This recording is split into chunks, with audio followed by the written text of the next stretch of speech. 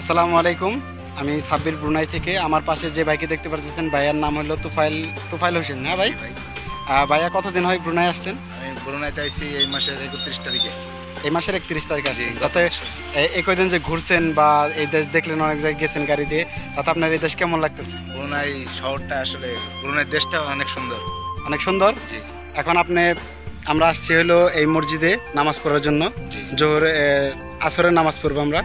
এই মসজিদটা তো অনেক সুন্দর। জি, অনেক সুন্দর মসজিদ। আচ্ছা ভাই, তো আপনার তো ভালো লাগতেছে না? জি ভাই,